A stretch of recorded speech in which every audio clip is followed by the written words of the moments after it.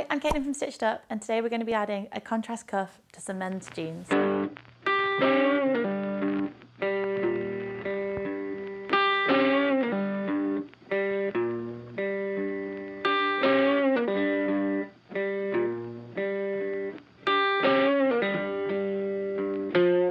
So for this tutorial, you'll need a couple of pairs of jeans. You want your base pair of jeans. I've chosen one where it's starting to get a little bit frayed at the edge, so if you have jeans where you're finding they're getting quite scruffy at the bottom, then this tutorial is perfect for them. And then another pair of jeans that is contrasting for the bottom of the cuff. So these jeans have a good hem at the bottom, but they've been worn, so there's some holes here, so they're ready for a new life. You will also need some fabric scissors, some pins and a tape measure, as well as your sewing machine. So to start off, you want to take your base pair of jeans and lay them out so you can see the hems at the bottom. So then you want to measure this distance here. So it's 20 centimetres, and just double check they're coming out the same. They're both coming out as 20 centimetres. So then we take our other pair of jeans. And in this tutorial, I'm going to try and make this as easy as possible for myself. So I know that I need a width of 20 centimetres, and that distance is important because I need it to fit into the leg hole of my existing jeans. But I can be a bit more flexible with the cuff length, especially because we're folding it. You can always adjust it a little bit, but the important is to get two pieces that are the same so that the legs match. So I want to keep as much of the decorative top stitching of this jean as possible. So I'm actually going to find a place on the leg where the width is 20 centimetres so that I know that it's going to fit in. I'm just going to mark that with pins there. Now this distance may seem very long for a cuff, but you're actually going to fold it, and I want quite a statement piece, so I feel quite comfortable because you need a little bit extra just for your seam allowance as well. And if you found that this bit was too wide and you were wanting to put onto a skinnier jean, then you could just unpick this bit here and then take this in.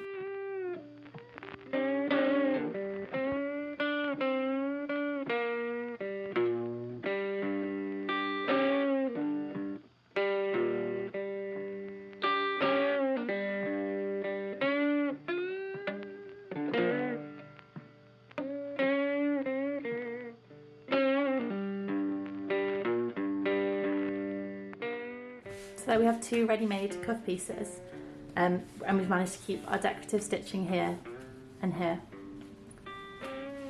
If you did want to make your own cuff pieces, that's very easily done. You just need to make sure that you've got your length is the same as the cuff, plus a little bit extra for seam allowance, so keep that the same, usually about 1.5 centimetres. So to finish off the jeans, you just want to choose a zigzag stitch, just here, and then we're just going to go all around the outside.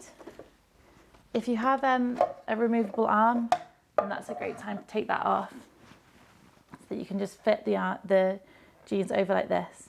So we're going to do a zigzag stitch right on the edge so that the right hand zigzag edge is just going right on the edge of the fabric.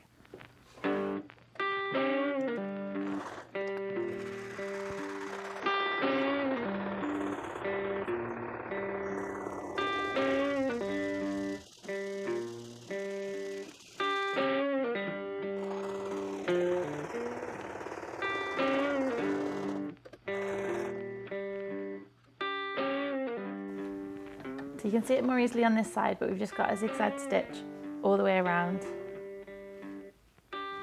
So now we're ready to pin our new leg pieces in place. So I want this dark denim to be on the outside of my finished garment. So when I put my pin my leg piece to my original jeans, I want this to be on the inside like this. So the right side of your new piece needs to face the wrong side of your original piece. And then you just want to match up your side seams. So here where the top stitching is, I've got it in the same direction, so I haven't used this piece for this leg, which will be going in the other direction. And I'm just going to pin that there, and then match up my opposite side seam. And then just a couple more pins to keep it in place.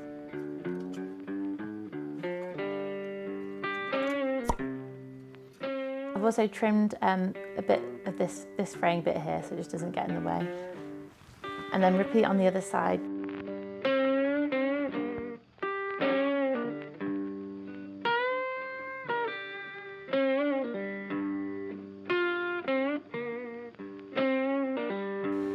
So now I'm back with my sewing machine.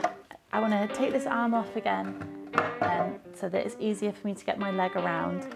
And I'm back on a straight stitch, and I've gone for a slightly longer stitch length of about 3 on this machine, just because the denim's quite thick and we've got a couple of layers, especially at the side seams.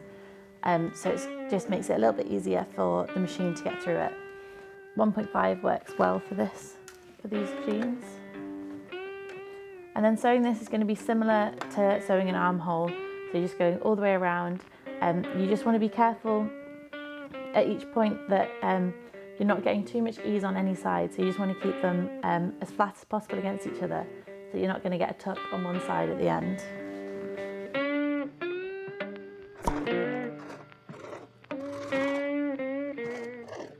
When you get to side seams, there's going to be quite a lot of fabric here.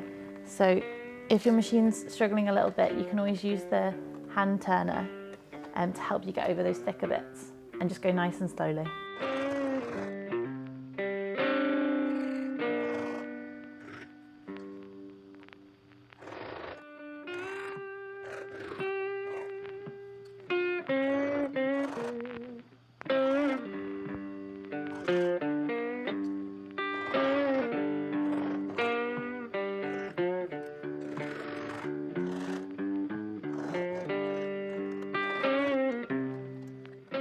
And then you can cut your threads, and we just need to repeat on the other side. So right now we just want to press the seam out.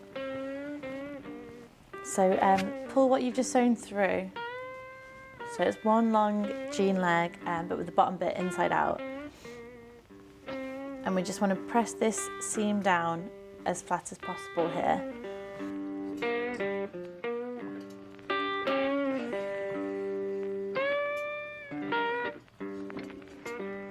So now, and this bit can be quite fun, we get to decide exactly what we want our finished jeans to look like.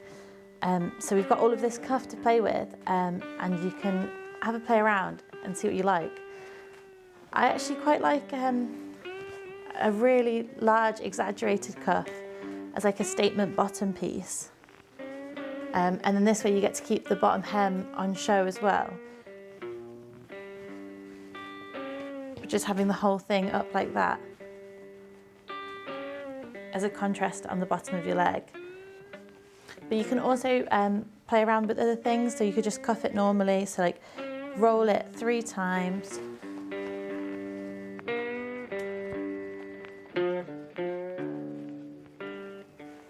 And then you have a much more standard cuff size.